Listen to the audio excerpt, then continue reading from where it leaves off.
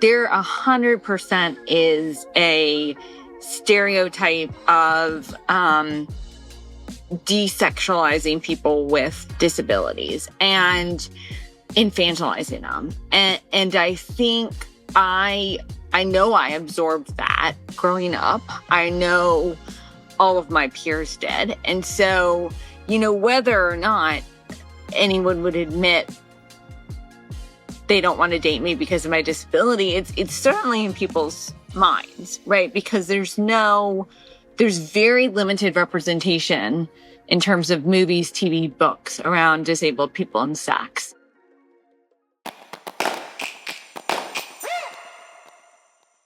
Hello, everyone. Welcome back to Love, Laughs, and Lessons. Thrilled to be here with you all. I'm Dr. Frankie. And I'm Denise Ray. And today we are with Emily Goodson. Emily's journey as an advocate and influencer began at age 8 when a brain injury led to partial paralysis on the left side of her body. Despite significant emotional and physical hurdles, Emily's relentless spirit fueled her recovery and ignited a passion to reshape the conversations around disability, intimacy, and workplace culture. A celebrated author, Emily's insights into these complex issues will soon grace the pages of her debut book, Dating Disability, set to be published in September of 2025. Her thought-provoking perspectives have also been featured in publications such as the LA Times, enriching public discourse with her nuanced understanding. Beyond the pen, Emily serves as a powerful speaker, strategist, thought leader, bringing her lived experiences to organizations eager to embrace inclusivity and transform the workplace culture. Her work not only enlightens, but empowers, making her a beacon for those navigating similar challenges and the entities that seek to support them. Emily, welcome. I'm so excited to have you. I am so excited to be here. That was a beautiful introduction. You're most welcome. Oh my God. Love it. When I heard from Denise what we were doing today in meeting with you and what you're focusing, your passion and what you're passionate about is so important. And I really am happy. We're happy that you're here to share about what you're doing and how you're doing it. And maybe let's start with, how did you get to this place where you felt like you wanted to do this work? Yeah, absolutely. Well, it took a long time. It happened, honestly, in 2020, kind of in parallel to the COVID-19 pandemic, but also in parallel to, I had just moved to Southern California. I grew up on the East Coast of the United States and moved out to California to start a business. And then the pandemic happened. And I think it was sort of this perfect storm of, I didn't know anybody. We were all isolated. And there were several moments that happened that we can talk about of, sort of personal realization for me of, I'm not showing up as authentically as I want and as I should be. And what I mean by that is, when I was 8 years old, I had a brain injury, and basically a blood clot started bleeding in my brain. And because of that, I'm now partially paralyzed. I lost my speech, which I've thankfully regained. But, I grew up with that and largely ignored that part of my identity. I worked in human resources, as you heard, and workplace culture for a number of years. And then, moved out to California, was in the throes of the pandemic and really didn't know anyone and had this realization that I really needed to start talking about my experiences with physical disability, because nobody does. And it was sort of that moment of, if not me, who? And it was really that moment of, for years and years, I would ask myself, like, when is a woman who walks the way that I do going to be on that stage or on that red carpet or this, that, the other? And it was a moment where I was like, well, Emily, that has to be you. Like, you just have to stop looking for it because it's you. And so that was sort of amazing. How I stepped into doing this work. Yeah. So you got called to doing it. You realized, I am the person that is supposed to be doing this. I did. And that started out, first from a workplace perspective. I was on a call with a client, and I was, at the time I was advising people on HR and recruiting and those types of things. And so we were on a call, and they asked me, we're on a Zoom call, and we'd only ever met over Zoom, because it was during the pandemic. And so they had never seen me walk. They'd never met me in person. And when you meet me in person, my disability is very apparent to people. But if you meet me over Zoom or over a screen, you can't perceive there's anything physically different about me. So anyway, we're on the call, and they start talking about, Emily, how do we recruit more diverse candidates? And as the conversation progressed, I could tell that they were defining diversity by what you can see about somebody, which is what you can see on a Zoom screen of all things, which is just so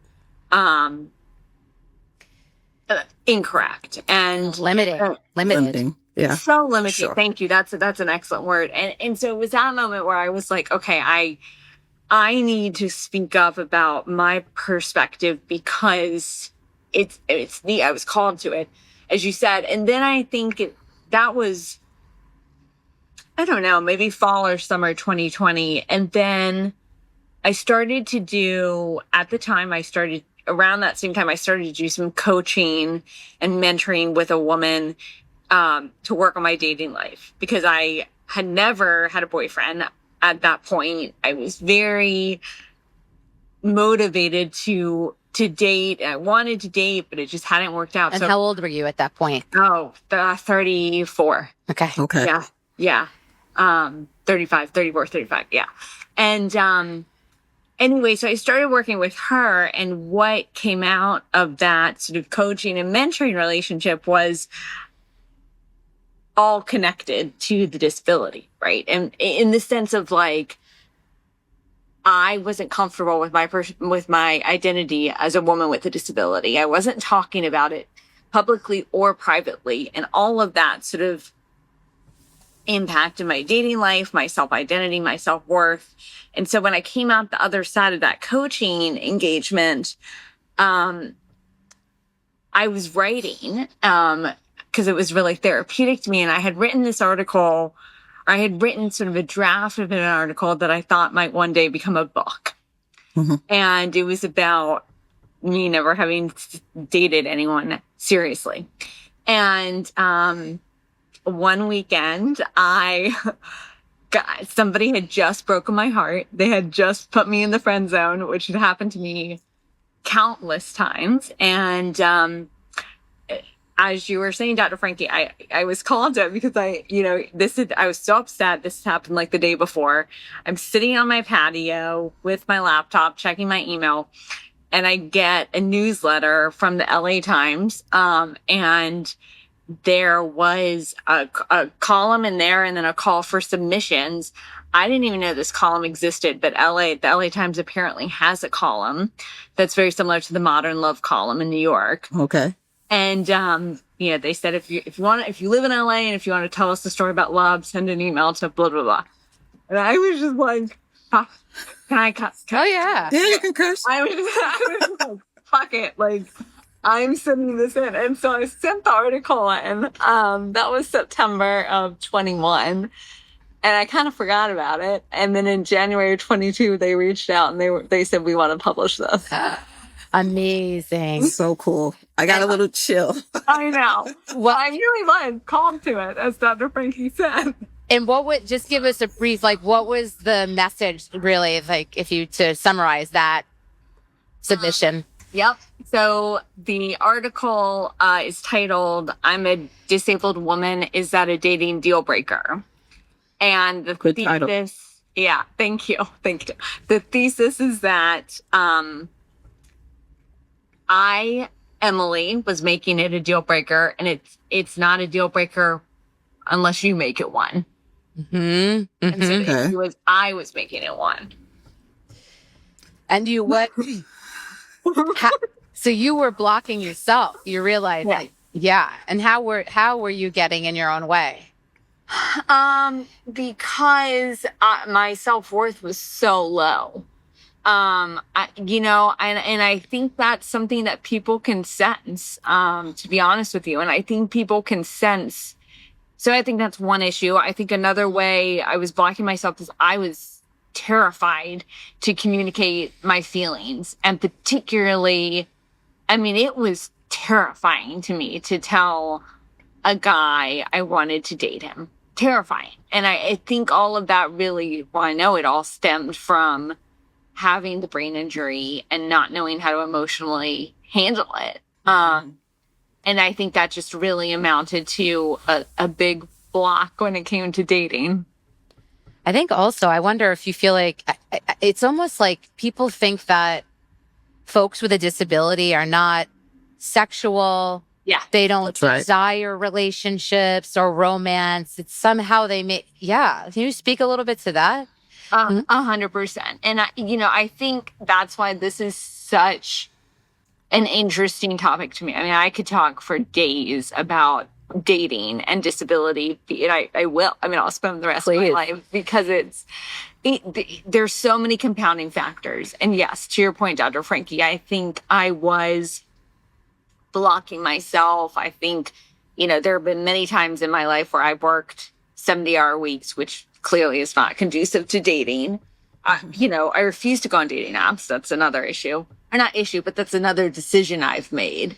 But then to your point, there 100% is a stereotype of desexualizing people with disabilities and infantilizing them. And I think I know I absorbed that growing up. I know all of my peers did. And so, whether or not anyone would admit they don't want to date me because of my disability, it's certainly in people's minds, right? Because there's very limited representation in terms of movies, TV, books around disabled people and sex. And I've actually taught a course on this.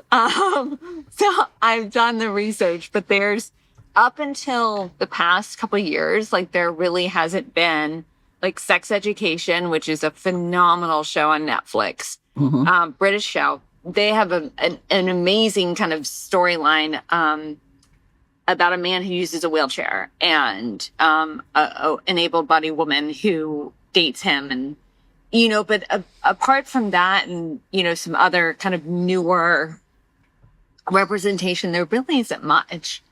Yeah, not many models out there that, people can wrap their mind around. And because it's just making me think of a client that I had maybe a decade ago that was in a wheelchair and dating an able-bodied person. And there was a lot of like work around that, disabled individual conveying to the able-bodied partner that I have all the tools and the things that I need to be successful day to day. I don't need you to step in and be a caretaker for me.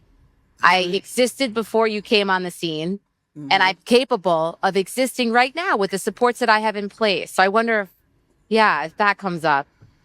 Yeah, it's never come up for me. I mean, to my knowledge, like, I've never had a conversation with somebody about caretaking, but quite frankly, I have wondered, like, biologically, we're all wired for procreation, right? Like, that kind of drives us. And if you're seeing somebody who walks differently and does things differently, yeah, I mean, maybe do you assume they can't have kids? maybe. I mean, I can. Like, there's nothing that's told me I can't. But it's so interesting because, and I'll caveat this with, like, there are some people, like, I read a wonderful article in the New York Times a little bit ago about an interabled couple, and the two of them do some caretaking for each other. But I think, like, what this brings up for me is, like, what I have found is that the depth of communication skills needed for an interabled relationship is tremendous. And certainly the depth of, certainly in communication skills are so important to any relationship. Absolutely. But I think to your point, Dr. Frankie, it brings up this entire new level of, what I've found with men I've tried to date is a lot of times they just don't have the communication skills or don't want to have them or don't want to have the tough conversations, which is fine. That's their decision. But I think, we're going to have tough Sure. conversations about liabilities, about sex positions, about, trauma, all kinds of things. And I think that comes up a lot with, I know of couples too, where one person is using, assistive walking devices and the other is able-bodied. And, they get stares, they get assumptions when they go into restaurants. I mean, all of these things I think just exist because of where our culture is. And so the depth of communication needed is quite large.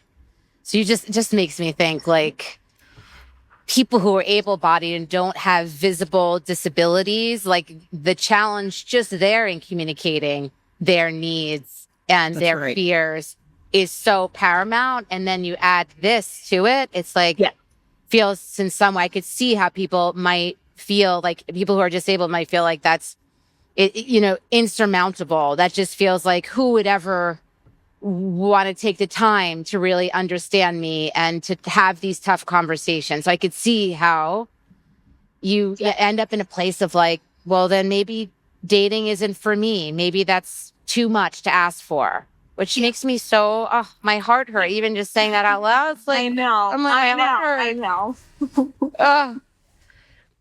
So tell us about your dating experiences now. I'm so curious. I know. Well, it's so interesting because I feel, like I spent my teenage years in my 20s and early 30s really chasing after a lot of men and, being in these situations with like a lot of flirting that then never amounted to anything or going out on like 1 or 2 dates with somebody, but it never progressing. Like it just never progressed. And that was so hurtful to me. And, it's interesting because now, since I've done this coaching and this really self-worth work in my mid-30s, to be honest with you, now I'm at a place where, I mean, like I said, I'm not on dating apps. I don't care for them myself. You along with millions of other people. Millions of others. That's right. You're not alone. And they're 2 men that I've been interested in the past, 6 months. Both, I've met through mutual friends. Both it's like they don't seem ready to like take it to the next step. And I've asked the question there's that. And that doesn't necessarily, to be honest, I guess where I'm going here is that doesn't necessarily frustrate me. I think, where I am with dating now is I am very clear with what I want and out of a partner. And I'm just not willing to settle because it's, I've lived for so long by myself single. I'm very happy single. I have amazing friends and,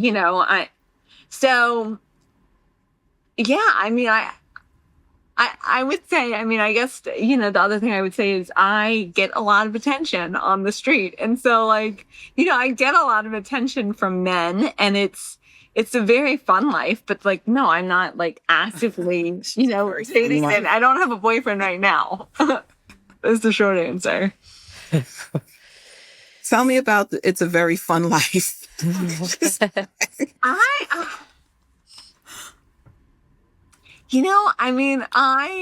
I have so many ways I could go with that question. Well, first, I guess just in general, I would say like, I love my life. I love my life so much. And, it is a super fun life in the sense that I have incredible friends. I have an incredible community. I get to go into a lot of workplaces and help people feel seen in a way that they're have not felt seen their whole lives. And that's incredibly meaningful to me. And then dating, like, I like flirting. I like the attention I get, I like going out, and the thing is that I say this a lot when I talk about, I don't know, in some of my talks in workplaces, I like to go to this story a lot, but one of my good friends, his little boy, who's now not so little, but like 4 or 5 years ago, when he was 3, he used to say to his dad, "Hey, Dad, I wonder who we're going to meet today. Like, who are we going to meet today? I wonder who we're going to meet today." And I just grab that, and I just love it so much. And I think that's what makes dating fun. And for me, sort of every day, I'm like, oh, I wonder, like, who am I going to meet today? Like, That's right. Today. It's today. Like, tonight I'm going to a show with friends, and I'm like, I wonder who we're going to meet. Like, and it's a very fun perspective. I think it's a very fun way to live. And I like that too, because you have to energetically be open and accessible, right, to meeting people, because you're not using dating apps. And if we're not going to use dating apps, how else are we going to meet people if we're not, right? So I love going into that intention every day. Like, who am I going to meet today? Because it puts it out into the universe that I'm ready, I'm willing, I'm interested, bring them. Right. Where are you? Yeah. Yeah. And I do think, the universe does. Like, the majority of them I'm not interested in. But hey, I'm So this brings up the question that I've been thinking. It's like, are you interested in dating people who are able-bodied, who are disabled? It doesn't even matter. That doesn't factor in. Yeah, that's a great question. That doesn't factor in at all, to be honest. Ability doesn't. I want to date someone who's divorced and has kids. Like, I really want to be a stepmom. Okay. Listen, You did not see that coming. you're talking to two matchmakers here. I don't know. I'm like ready to do an ad for you at this point. So yeah, all right. Anybody listening that's divorced and's got some kids, Emily's single. She's fantastic. Super cute, very flirty, confident, intentional about dating. Yeah. So Emily, are you open to relocation? No, I'm joking.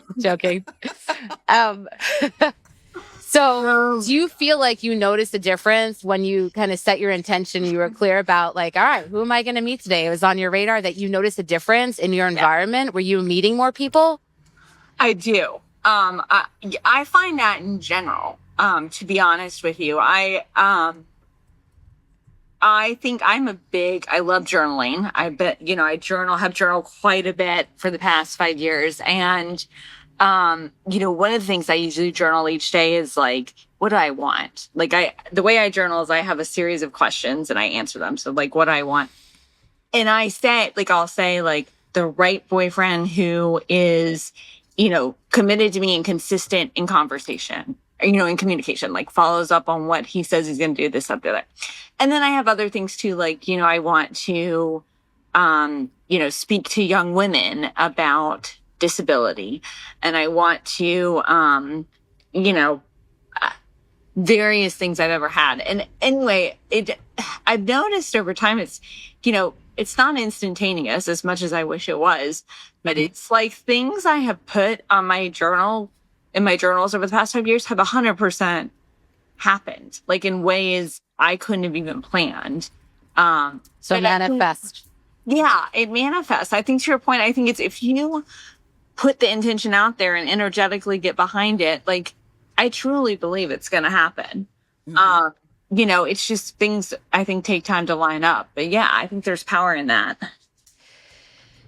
So here's another thought I'm having. I wonder if anybody if this comes up for you at all, this idea that there was a lot of time that it took you to get to a place where you felt emotionally ready, right? To put yourself out there to date, and you're dating like it's happening later in terms of development. Yeah. 100%. That's, yes, 100%. And I also, like, we'll see. That this is book number 2. My one of my best friends editing the first book. She already edited it, and she and I have already talked about it. She was like, book 2 is when you're in a committed relationship, because it's gonna be so interesting. And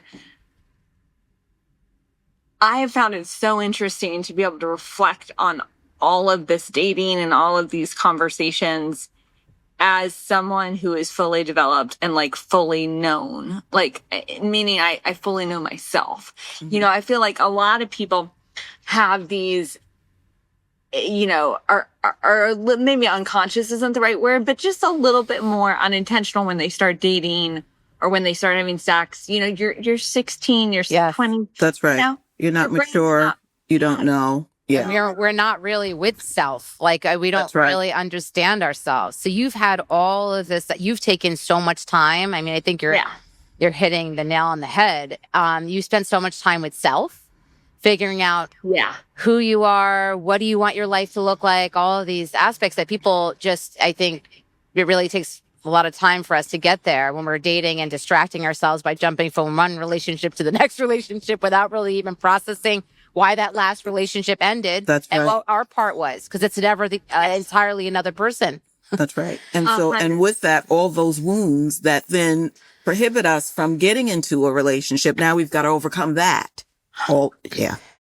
I mean, I feel so blessed to be in the situation I am because I've dealt with all of it. Like, I am very self-aware. I know exactly what I need. I know exactly where I fall down. I know exactly what triggers me, and so I really am like, I feel this like really, intense readiness to like be in a committed relationship with somebody. Cause it's fun. I'm like, I want to have the hard conversations. Like, I want to go. I'm ready. Those like, answers. I got this. I want to set those boundaries. I like doing it.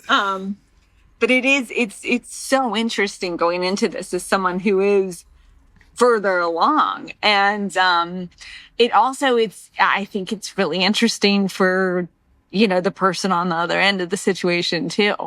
I mean, I remember a couple of years ago, I was talking to someone I was romantically interested in, and I was probably trying to make him jealous. And I was telling him about this, like, a text I had gotten over the weekend that was very forward, and it was definitely too forward for my taste. And anyway, this crush I had, his response to that was, he was like, well, wait, I was learning how to negotiate not telling somebody they could come over when I was 16.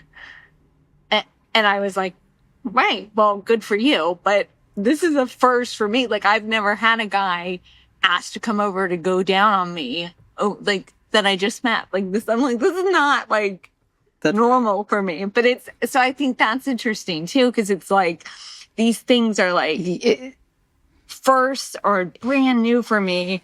And it's like, I get all excited about it. And it's also like, I don't know how to deal with this. But, on the other, for him, it's like he's done this for the past 20 years. Yeah.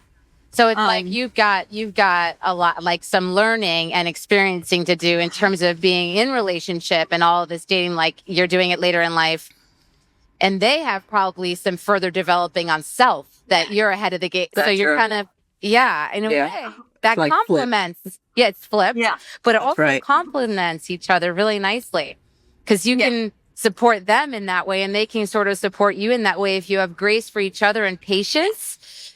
Mm-hmm. To support one another. 100%. Yep. 100%. So I have a question for you.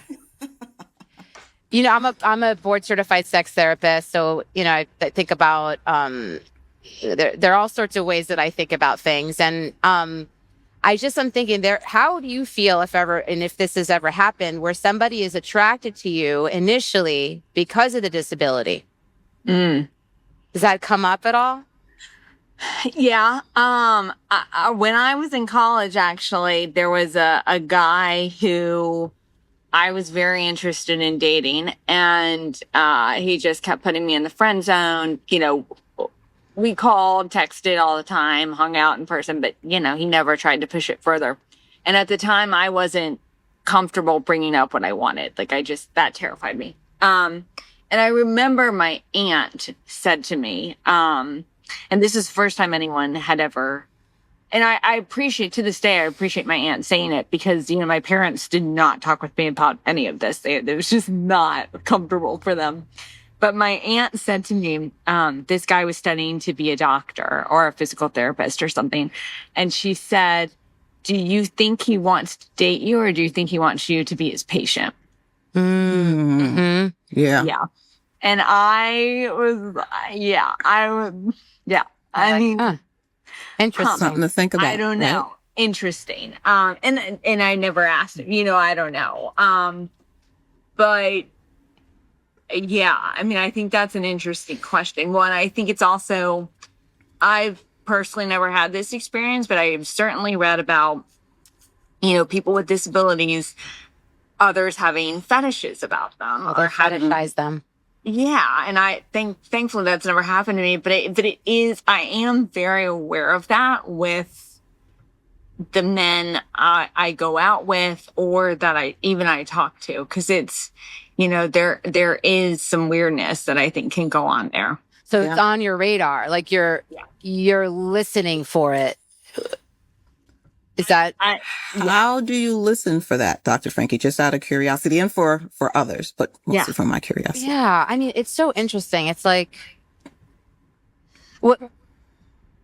That's a good question. My mind's going somewhere else, and I'll circle back to where my mind is going. But I think when somebody is maybe really fixated more on, like, you know, exploring your disability and really hyper focused on it, maybe would be a flag.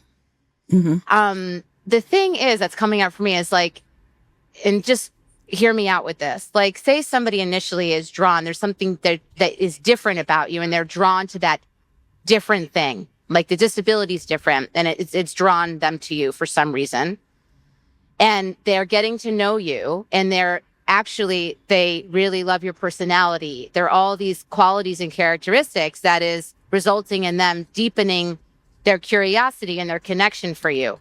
But initially they were drawn to you because of the disability. Is that so bad? This is just, you know, like, I don't know. I mean, there's enough people out there, like, there are terms for this kind of thing, right? There are folks that are attracted to people who have disabilities, specific disabilities, or in general, just have a disability. Mm-hmm. You know? So I don't know. It's just, it's out there. It's, you know, so something I get curious about as a psychologist, human behavior. And I'm just like, wow, what is this? How does this land like for you, Emily? What does that feel like? I can only imagine I might feel like, geez, that's a tiny part of me. That's like, there's so much more to me. And that's what comes up for me when I think about it. Yeah, it's I love this stuff. I should have studied psychology in college. I really should have. You know, what comes up, a couple things come up for me. I mean, I think, you know, one of the first things that comes up is actually the last story I tell in the book. And it's about a guy who really, I felt like, empathized and saw me in a way that no other men had. And the story is that we were going to a bar one night to play trivia, and I you know, I'm very mobile. I walk with a limp, and I have an inch difference between my legs. And so, you know, there are times when I fall and, you know, get off balance or whatever, but usually it's not a problem. Anyway, we're walking to the bar, and we go to step up on the curb, and all of a sudden he looks at me and says, like, what's up with this place? Like, where the hell are all the curb cutouts?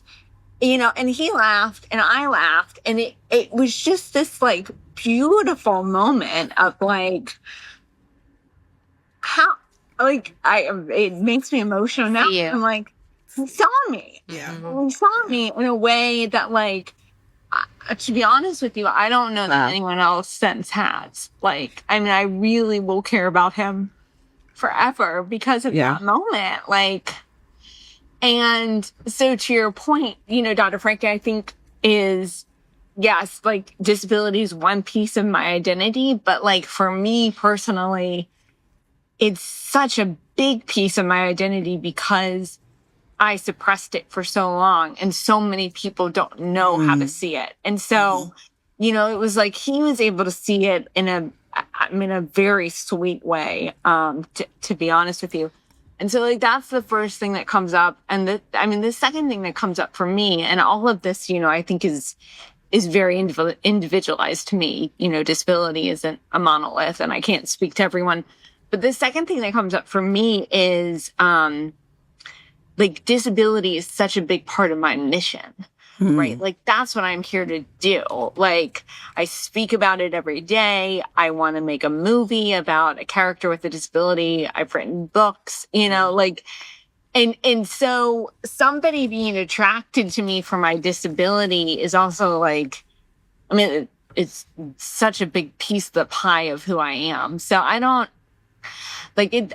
That doesn't necessarily bother me. Like what bothers me is if they feel like it's not normal, I guess is a way to say it. Like, yeah, There's judgment. That's right. There's judgment.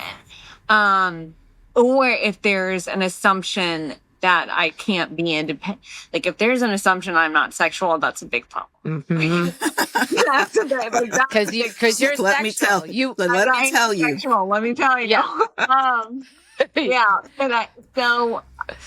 Yeah, it's such an interesting question. Yeah. And idea. Yeah. Because I think too, like I could see somebody who has a very big caretaking side to be attracted to somebody who has a disability. Like, wow, I have such a big part of myself. I just love to caretake. And why is that wrong? Like, is it wrong? If they're a natural, no, I think if they're a natural nurturer, why not? Don't you want that? Don't you want that reciprocity when you are also able to take care of your partner? Your partner can take care of you. I do. But I understand what you're saying. It's complicated, right? Like Emily, here you're working really hard to be like able, like to move through life as quote unquote, like, I don't know, functional or as independent. Yeah. And then there's somebody who's like, I love to caretake. I just want to make your life easier. So it contradicts a little bit. I could see.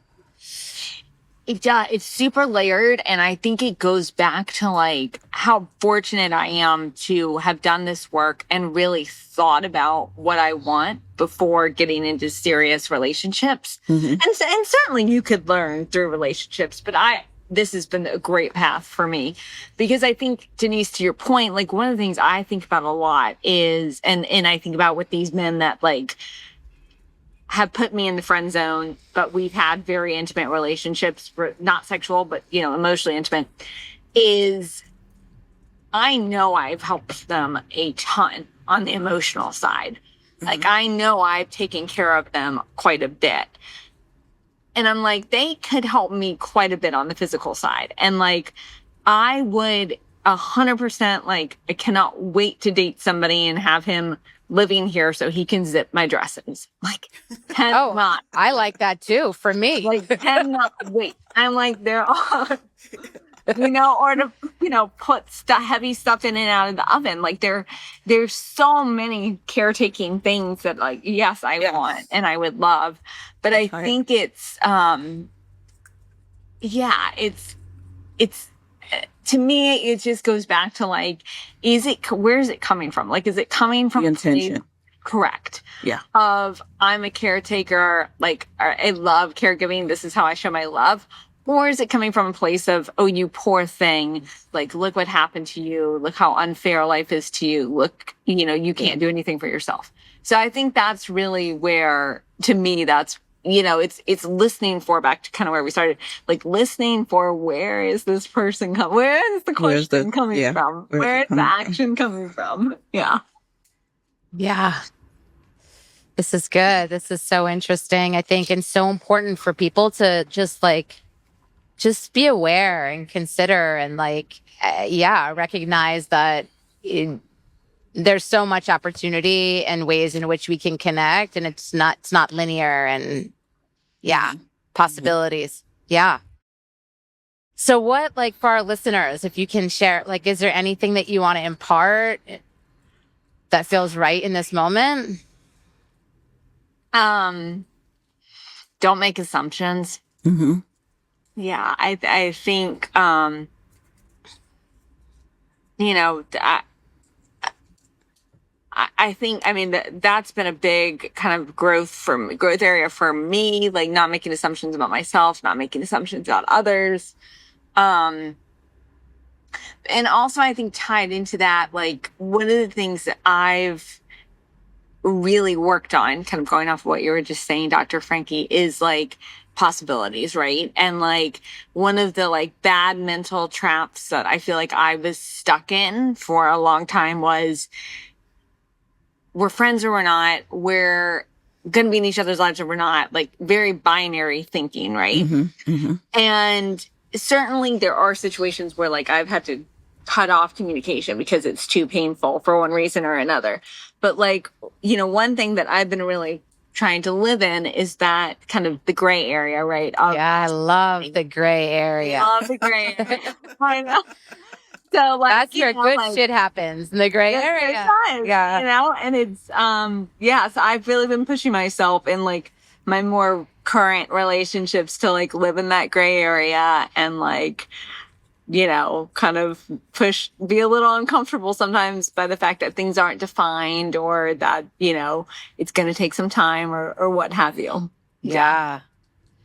I know it's not so black and white, and yet our world is like we've created, and also our the way we are made, the way that we think is very binary naturally. Yeah.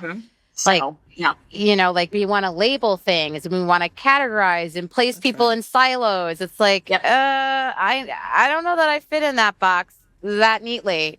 And I might fit in that box. Got some overflow. For that moment, maybe sort of neatly, but tomorrow, not so much, you know? We're not static. We evolve, we change, and preferences change. And yeah. Yeah, big time. Yeah, I know. I love it. I love it. I love it. Yeah.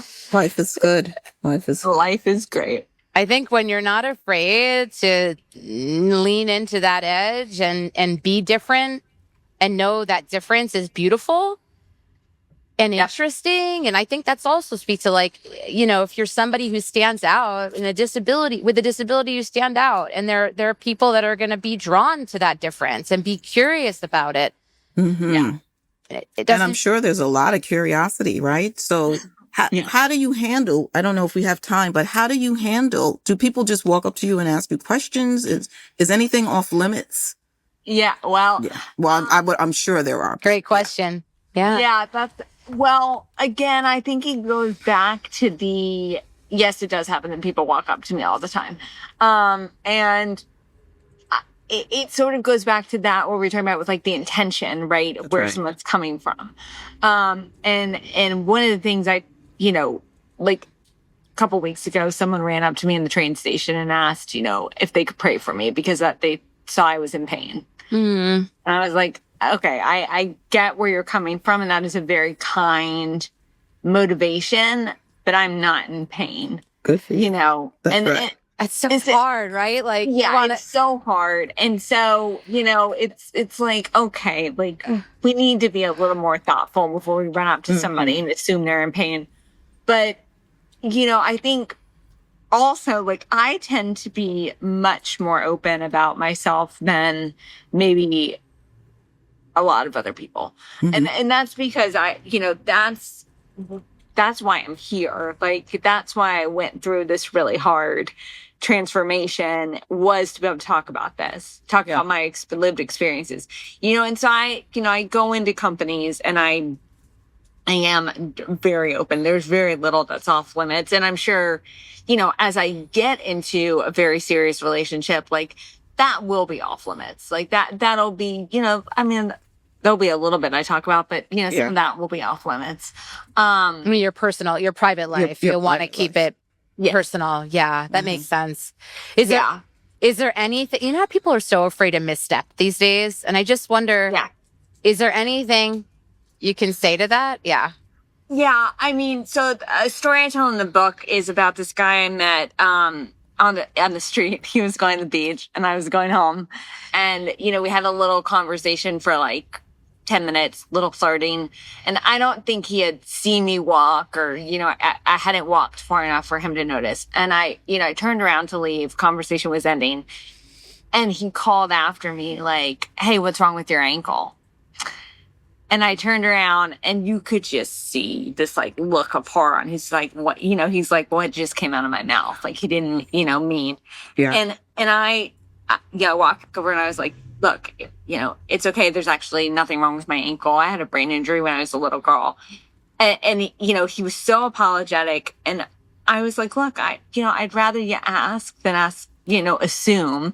Yeah. And, I didn't say this to him in the moment. I mean, that clearly wasn't the best way to ask. But, people are naturally curious. And, the thing about my disability is my walking disability is it's very unique. I mean, most people have not met somebody with a physical disability.